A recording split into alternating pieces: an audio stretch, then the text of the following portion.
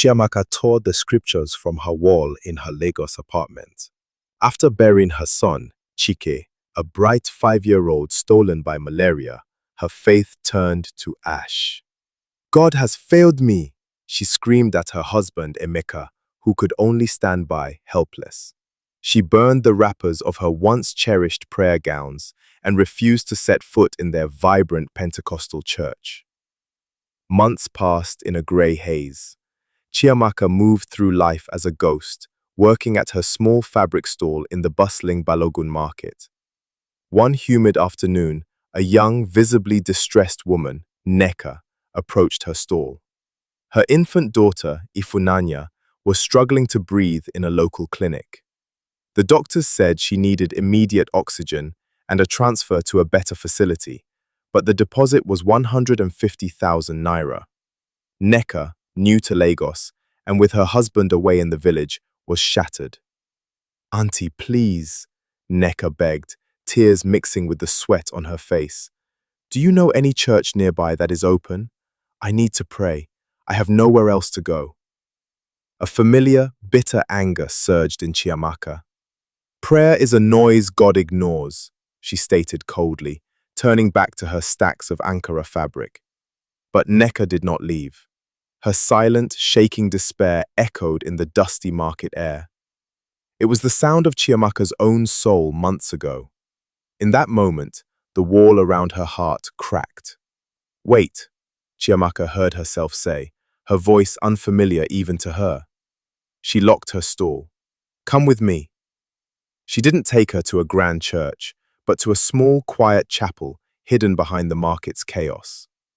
As Nneka fell to her knees on the simple wooden bench, pouring out her fears in desperate whispers, Chiamaka stood frozen by the door. The scent of aged wood and wax candles, the faint echo of a hymn from a rehearsal next door, it all flooded back. The comfort it once held, the peace she had willingly exiled herself from. A revelation, gentle as a breath, washed over her. What if God did not take Chike to punish you? What if he gathered your son to spare him from a world of pain? Slowly, Chiamaka walked forward. The wooden floor creaked under her weight. She sank to her knees beside the weeping stranger, their shoulders almost touching. "Father," she whispered, the word feeling foreign and familiar on her tongue. "Help this small one, Ifunanya, and help us, your grieving daughters, to heal." Chiamaka's story didn't end with a single miraculous prayer. It continued with action. She posted Nneka's plight on her market union's WhatsApp group. She spoke to her pastor.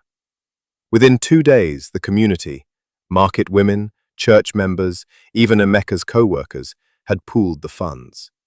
Ifunanya got her treatment and began to recover. And Chiamaka?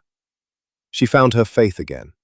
Not the faith of a protected life, but a fiercer, more compassionate one, forged in the furnace of loss and rediscovered in the act of holding another's breaking heart.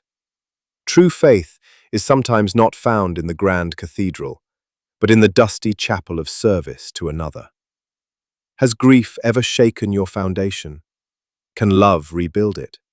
Comment, "Amen," if this touched you, and tell us which Nigerian state you're watching from.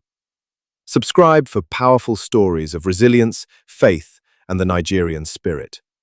Turn on notifications so you never miss a story that strengthens your soul.